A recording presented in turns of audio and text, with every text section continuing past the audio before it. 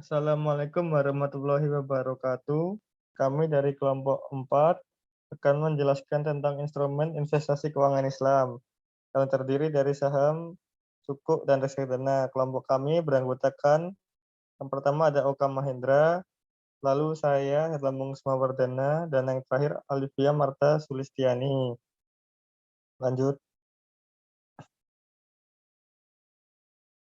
pembahasan. Lanjut. Yang pertama, pengertian saham syariah. Saham syariah adalah jenis investasi dalam bentuk modal bagi perusahaan yang kegiatan operasionalnya sesuai dengan prinsip syariah. Pada dasarnya, pertimbangan saham syariah biasanya dipilih karena memberikan keyakinan pada investor bahwa keuntungan dari dana yang dikelola tidak mengandung riba. Next. Jenis-jenis saham syariah. Jenis saham syariah dibagi menjadi dua. Yang pertama, saham berbasis syariah, yang merupakan saham dari perusahaan yang sudah menyatakan diri sebagai perusahaan sejak awal pendiriannya. Pernyataan ini tercantum di dalam anggaran dasar rumah tangga atau ADRT. Lalu yang kedua, saham yang sesuai prinsip syariah, yaitu saham yang sesuai prinsip syariah merupakan saham dari perusahaan yang memenuhi kriteria untuk menjadi saham syariah sebagai ketentuan yang diatur oleh OJK. Selanjutnya, cara investasi saham syariah, yaitu yang pertama, para investor harus membuka rekening efek, ya, lalu kemudian mempelajari kinerja efek, dan yang terakhir membeli atau order. Itu bisa melalui broker atau online, atau kayak melalui aplikasi seperti kayak Bibit, Reksadana, dan lain-lain lah. Lanjut. Itu keempat contoh-contoh produk saham syariah, yaitu yang saya cantumkan cuma 5 karena ada banyak. Nah, yang pertama itu ada Assetware Indonesia Tbk, itu yaitu saham baru syariah yang baru bergabung. Lalu ada Adaro Energi, AKR Korporindo, lalu Aneka Tambang, dan yang terakhir ada Astra Internasional. Lanjut. Tingkat keuntungan dan risiko saham syariah dapat dilihat dari aspek keuntungan dan risiko yang dihadapi. Seorang investor akan menghadapi risiko yang lebih tinggi untuk memperoleh keuntungan yang lebih besar. Namun sebaliknya, rendahnya risiko yang dihadapi oleh investor akan sebanding dengan keuntungan yang diperoleh. Investor melakukan investasi saham akan memperoleh dua jenis keuntungan, yaitu dividen dan capital gain. Lanjut. Nah, itu tingkat keuntungan saham syariah yang pertama,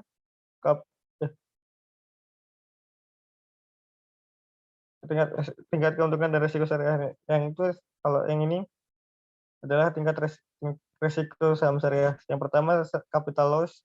Capital loss adalah suatu kondisi di mana investor menjual saham lebih rendah dari harga beli. Yang kedua, risiko tidak memperoleh dividen. Secara umum, perusahaan akan membagikan dividen pada saat memperoleh keuntungan. Namun demikian, pada saat perusahaan mengalami kerugian, maka tidak terdapat keuntungan yang dapat dibagikan sebagai dividen kepada investor. Yang ketiga, risiko likuidasi. Risiko likuidasi terjadi ketika perusahaan dinyatakan bangkrut oleh pengadilan atau perusahaan dibubarkan.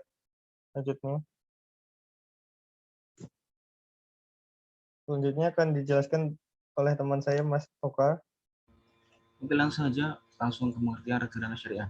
Jadi menurut OJK, reksadana adalah kontrak antara manajer investasi dan bank kustodian yang mengikat pemegang unit penyertaan di mana manajer investasi diberi wewenang untuk mengelola portofolio investasi kolektif.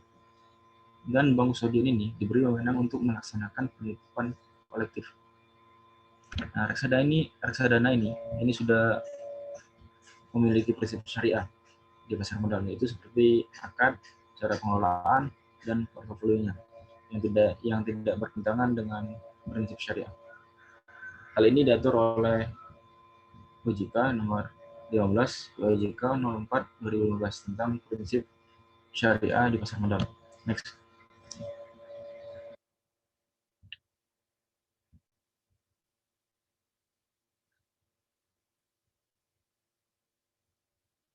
Nah, kemudian di sini ada pihak-pihak yang terlibat dalam pengelolaan reksadana syariah. Yang pertama yaitu investor reksadana, DPS. DPS ini sebagai penanggung jawab, kemudian trustee, dan kemudian ada bank kustodian, dan terakhir yaitu manajer investasi. Next.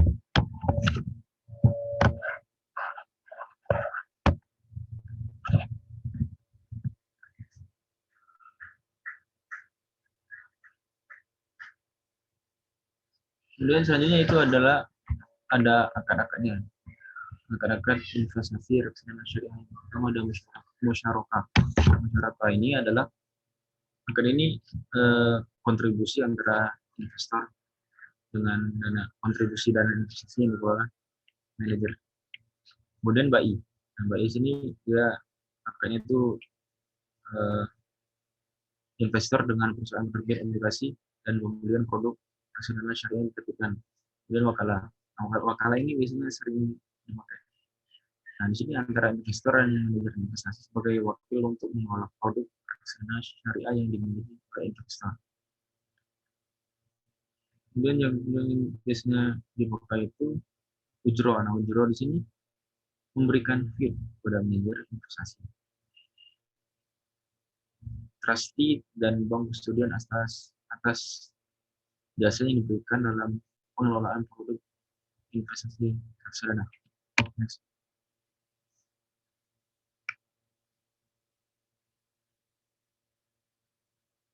Nah, kemudian di sini ada jenis-jenis reksadana syariah.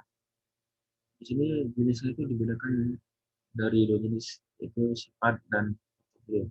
Di sini ada reksadana syariah tertutup. Nah, reksadana tertutup di sini maksudnya reksadana syariah itu investornya itu tidak mampu untuk menjual unit-unit reksadana syariah yang dimiliki oleh investor itu pada perusahaan penerbit reksadana syariah. Kemudian yaitu reksadana terbuka.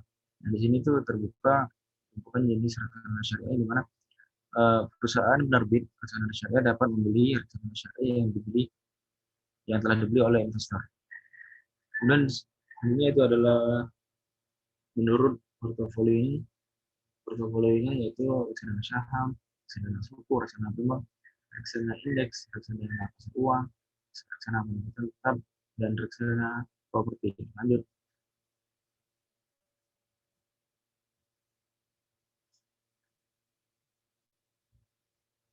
Nah, di sini ada cara investasi. Yang pertama itu investor. Jadi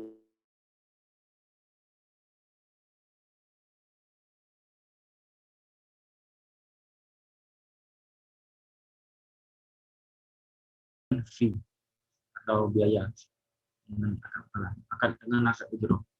Kemudian manajer investasi itu memilih investasi saham syariah, suku korporasi atau suku negara SBN atau instrumen pasar uang syariah dan efek syariah dan lainnya. Kemudian selang beberapa hari investor memiliki bukti penyertaan bahwa sudah berinvestasi di reksadana syariah. Next. Di sini ada contoh-contoh produk reksadana syariah. Yang pertama yaitu Mandiri Investasi Syariah Bimbang, kemudian Manulife Syariah Sektoral Amanah Kasra, kemudian BNP Paribas Pesona Syariah. Next. Nah, tingkat keuntungan dan risiko saham syariah di sini kan ada perhitungan terus untuk menghitung keuntungan itu dari segi portofolio. Jadi pada dasarnya investor dapat menggunakan reksadana dengan berbagai jenis pilihan profil keuntungan dan risiko bergantung pada preferensi investor. Dalam perspektif syariah, investasi reksadana harus menggunakan sekuritas yang benar mengikuti aspek keuntungan syariah. Next.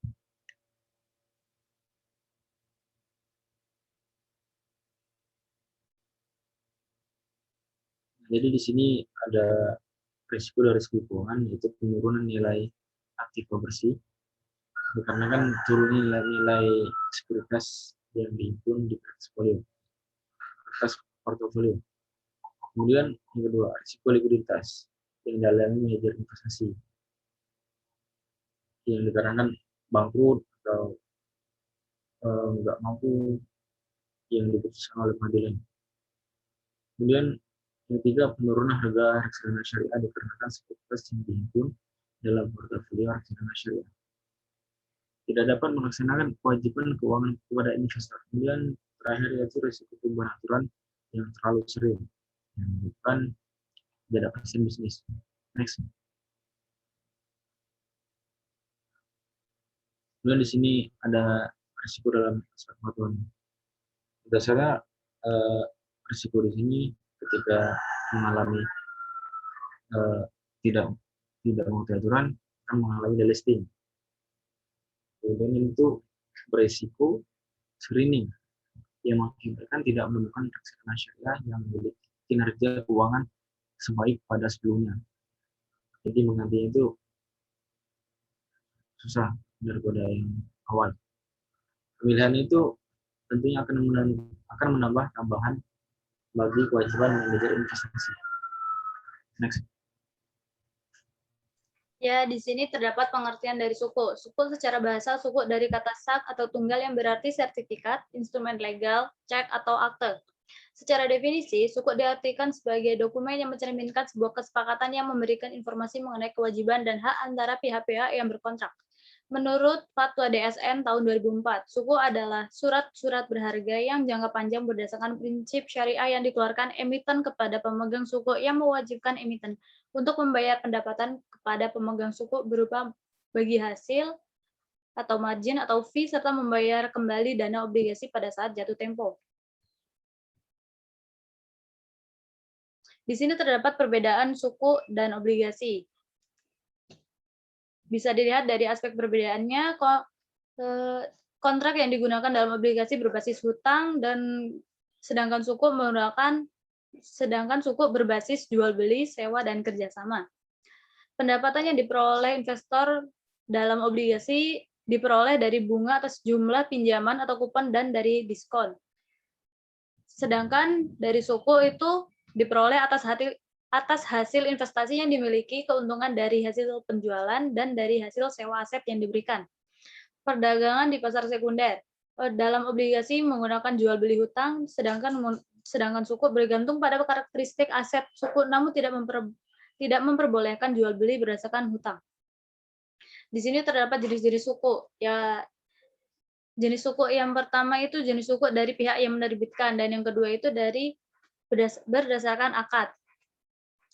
Suku korporasi yaitu jenis suku yang diterbitkan oleh perusahaan guna memperoleh pendanaan yang diinginkan. Sedangkan yang kedua, suku negara, yaitu suku yang diterbitkan oleh sebuah negara. Di sini terdapat jenis suku berdasarkan akad.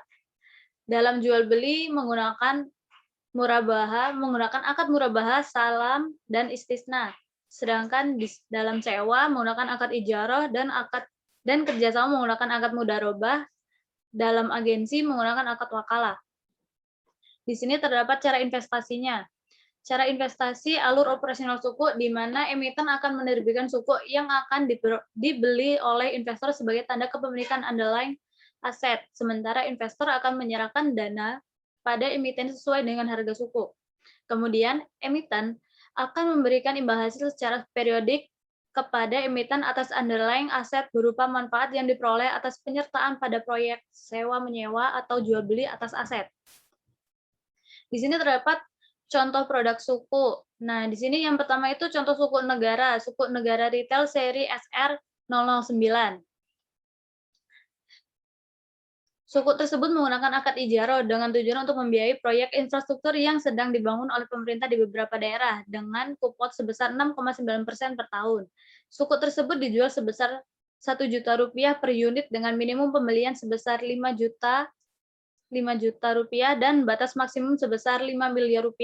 Risiko yang terdapat di suku retail ini tergolong rendah mengingat suku tersebut diterbitkan oleh pemerintah Republik Indonesia.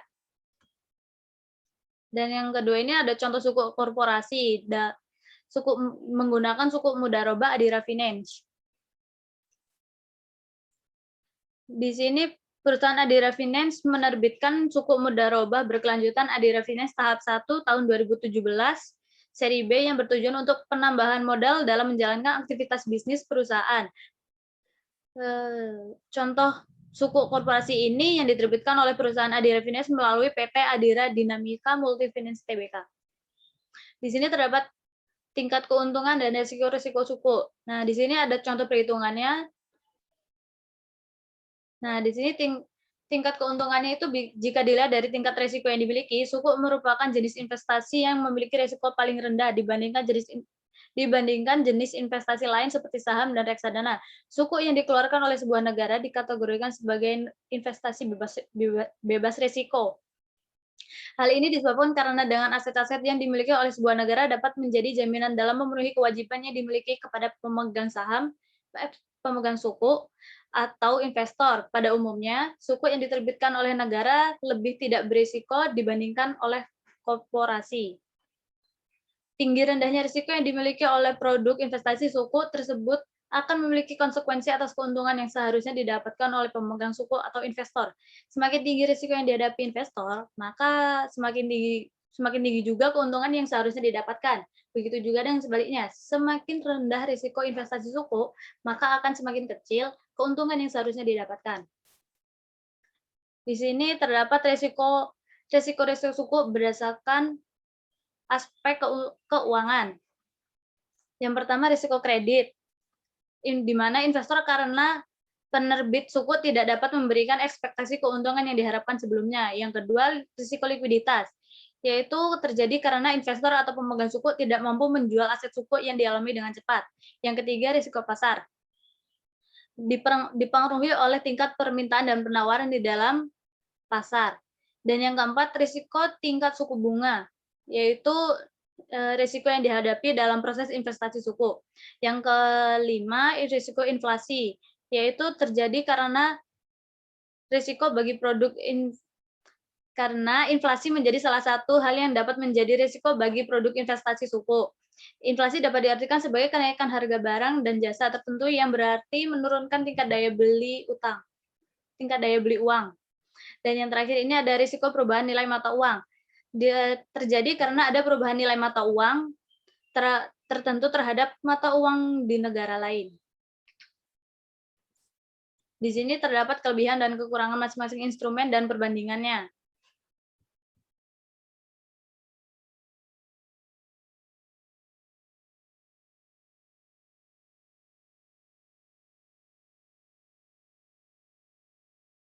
Kelebihan dan kekurangan saham syariah.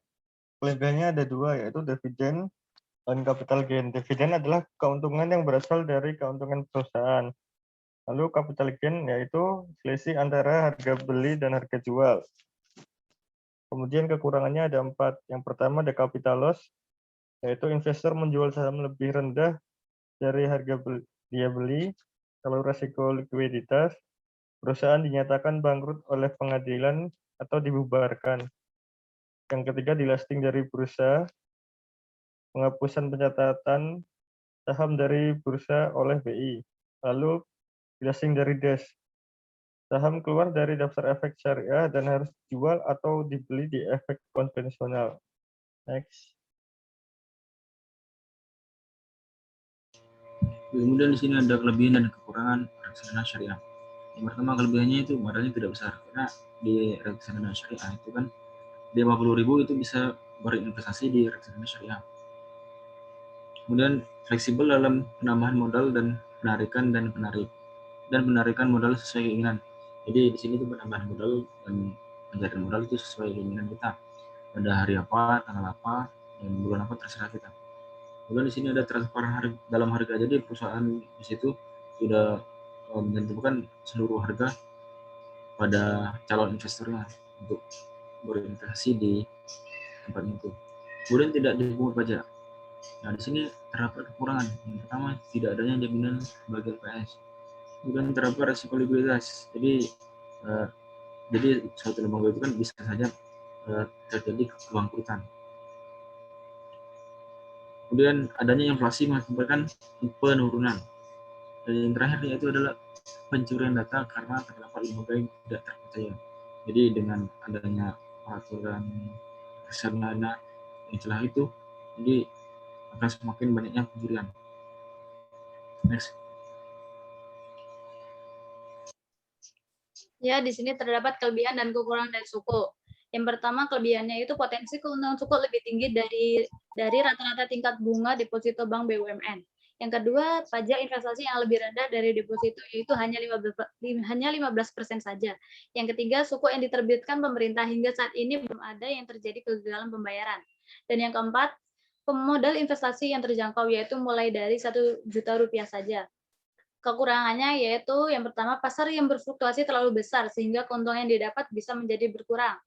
Yang kedua, suku juga termasuk ke dalam jenis investasi yang kurang liquid karena kita tidak bisa mencairkannya sewaktu-waktu. Dan yang ketiga, suku yang diterbitkan oleh swasta mempunyai peluang gagal bayar yang lebih tinggi. Dan yang terakhir, tidak semua badan investasi menyediakan obligasi berbasis syariah. Perbandingannya, jika dilihat dari masing-masing instrumen, yaitu tingkat risiko yang dimiliki suku merupakan jenis investasi yang memiliki risiko paling rendah dibandingkan jenis investasi lain seperti saham dan reksadana. Dalam konteks perencanaan keuangan, reksadana dan saham cocok untuk calon investor dengan profil agresif, mampu menerima risiko fluktuasi harga, dan memiliki jangka waktu investasi di atas 5 tahun. Untuk calon investor yang memiliki keahlian, waktu, dan ketertarikan yang mendalam mengenai dunia pasar modal, dapat langsung berinvestasi pada saham.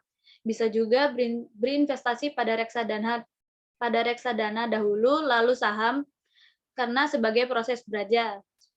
Ketika sudah merasa lebih ahli, baru berinvestasi langsung pada saham. Hal yang paling penting dari investasi saham dan reksadana adalah kesiapan untuk menerima risiko fluktuasi harga.